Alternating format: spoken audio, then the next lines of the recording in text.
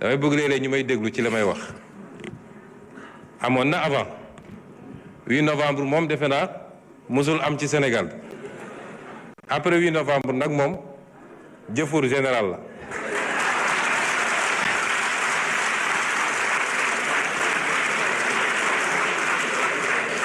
waaye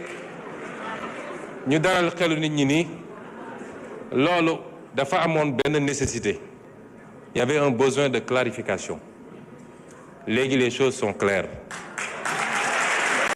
loolu rek la woon. Besoin de clarification la woon et il fallait ñu poser acte yuy pousser à la clarification. Les choses sont claires.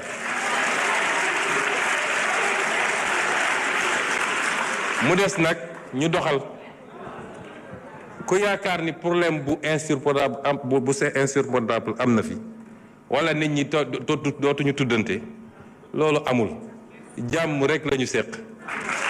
jàmm rek di xëy di gontu di liggéey di añandoo di reerandoo benn problème amul. ci wàllu politique ku nekk mun na am doxalinam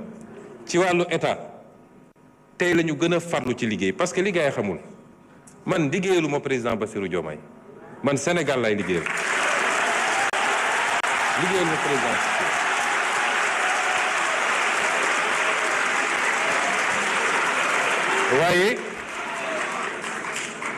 waaye liggéey gi may liggéeyal Sénégal dafa nekk ci kilifteefu président Bassirou te ci mandaam lañ koy comptabiliser kon lépp lu ma jàpp ne lii njëriñ la duma ci xaar président Bassirou lépp lu ma yaakaar ni lii safaan wala duma ci xaar président Bassirou moo tax contexte politique mënul am impact ci suñu xëy ak suñu gontu ak suñu liggéey te tey séance bi wan na leen ni tey la ñu gën a farlu ci liggéey bi pour réussir le projet qu'on a promis aux Sénégalais. su jëmee ci contexte régional bi gis nañ li fi xew. semaine passée bi ñu nekkee ci tukki bi ministre des finances nga fa woon dafa am laaj bu kilifa gi ñu seeti woon laaj may ñaan nag yéen ñëpp ngeen yokk ñaan yi parce que la ñu doon doxi mën na am ci fan yu néew mu sotti te dina baax lool ci réew mi torop sax waaye dafa am laaj bu mu laaj ne lan moo may garantir ni li xew ci réew yi leen wër du ñëw Sénégal. ma ne ko boo tëddee nelawal waaye bi ma ci jiital te ma bëgg ñun ñëpp ngeen ànd féliciteel ma bi ma si njëkk a jiital mooy ñun dañoo am ay forces armées yoo xam ne bokk ñopp gars yi ñun li ñu am booy xool li xew fépp dañu war a dellu sant yàlla bi mu ñu joxee armée bi mel nii. dañ ko war a sant yàlla muy armée boo xam ne jaxasoowul ci mbirum politique waaye mat na liñ ko doyee pour sécuriser le territoire national moom ak toutes les forces de défense et de sécurité ñu boole si am askan woo xam ne du askan gu ñuy nax moo tax léeg-léeg nit ñi nekk ci rajo yi télé yi mbër ba jàpp ni nag askan wi génn na ci Ousmane Sonko bàyyi na président Diomaye ñu ne kon nañu accéléré bu ñu ñëwaatee nag gis lu raw lañ daan gis. askanu Sénégal du askan bu ñuy nax moo tax xeetu politique gu bees gi mooy jàkkaarloog askan wi di leen wax dëgg saa su ne loolu ñi nga xam ne politique tappale la ñu xamoon ils sont complètement dépassés moo tax li leen dese mooy di fay ay nit pour ñu wax ju ñaaw. le message nag mooy li may wax Sénégalais yi mandat bi mandat wu réforme la. mandat bi réforme li ci jiitu mooy ñu xoolaat suñu bopp par rapport ak valeurs yi ak jikko yi le capital humain réew jikko ak valeur moo koy tabax. Singapour bi ma tudd léegi benn île bu ndaw la boo xam ne matul sax benn région Sénégal amul or amul jama amul dara waaye ki ko modifié bi mu ñëwee dafa ne may njëkk a commencé mooy valeurs yi ak jikko yi. mooy la discipline mooy le respect de la règle mooy l'éducation moom foofu la njëkk a commencé tey ci réew yi gën a développé ci àdduna la bokk. li Sénégal am Singapour amul toq bi. kon li ñuy wax ci discipline defuñu ko pour réprimer wax naa léegi ministre bi waroon nga wax ci mendicité bi aussi ndax du rek ambulant yi waaye mendicité bi ak yeneen ak yeneen defuñu ko pour réprimer te dinañ ci ànd ak ay mesures d'accompagnement waaye li ñu bëgg a xamloo Sénégalais yi lii yëpp dal ñu lan moo ko andi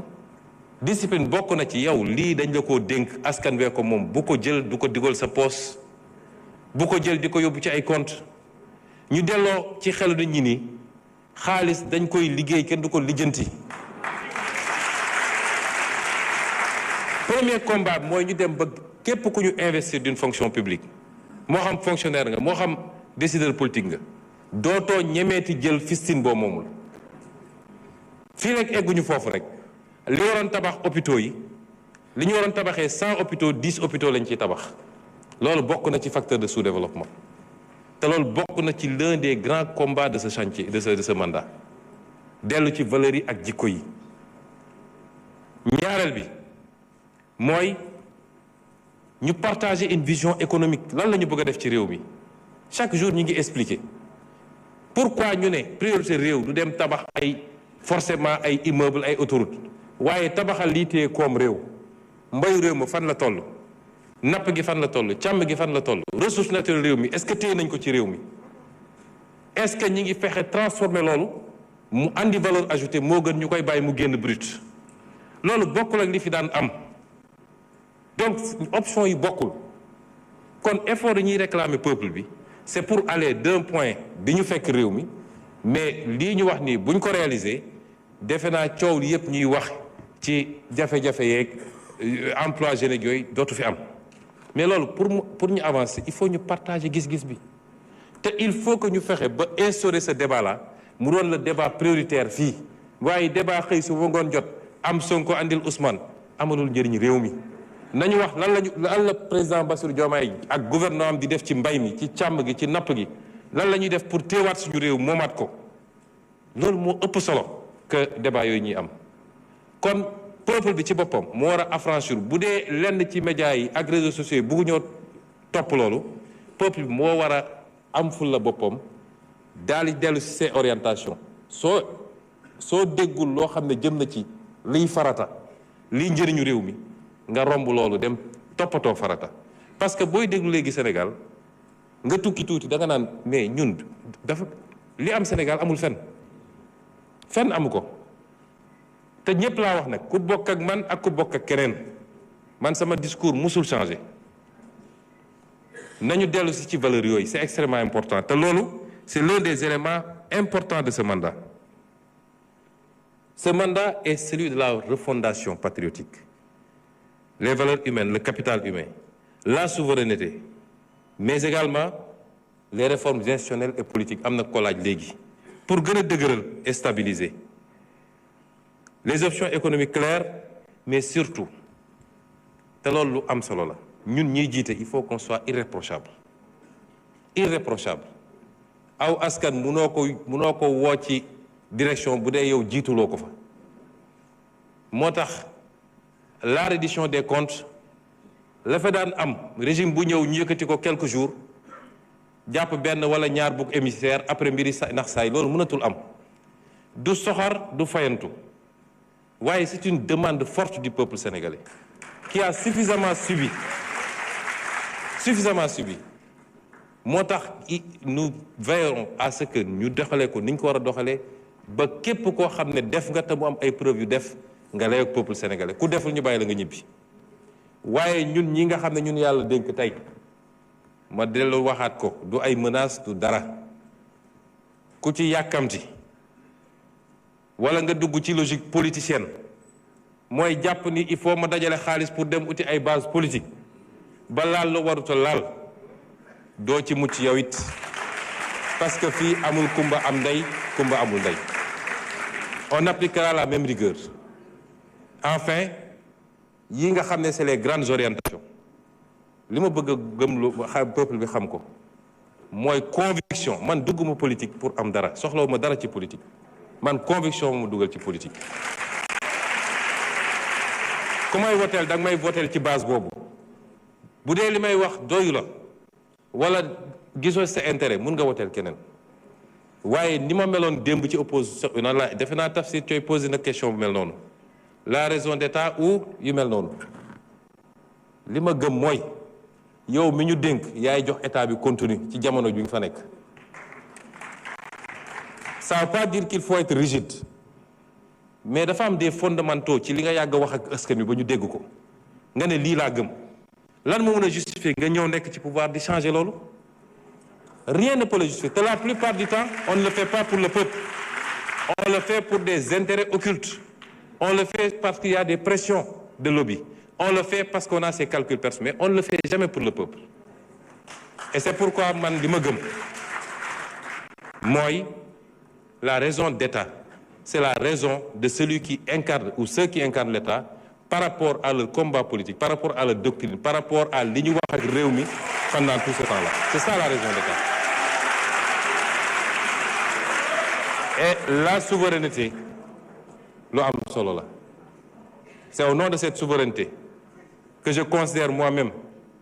que réew boo xam ne Sénégal seq na ak yow réciprocité dafa war a am waxoon naa ko fii ci visa yi te ñu ngi ciy liggéey noonu laa koy waxee ci extradition réew bu téye un fugitif sénégalais ne du ma extrader li nga fi am di demander extrader du ma ko extrader je ne le ferai jamais et le principe de souveraineté également est important loolu daal laay wax ci appel qu'on reste nous-mêmes rawatina yéen patriotes yi bu ñu pouvoir soppi lañ doon woote démb ak barki démb nañ ci continuer te xam ni nguur yàllaa koy joxe jaarale ko ci réew jaarale ko ci nit ñi mais ci kaw relation de confiance bi ngay séq ak nit ñi loolu laa gëm asalaamaaleykum.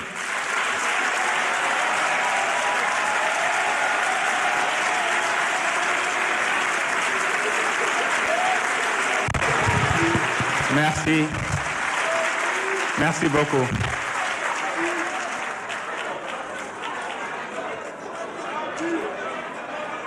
Je vous remercie.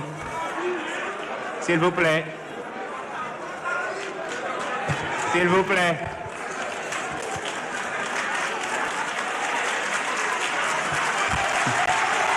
Merci beaucoup.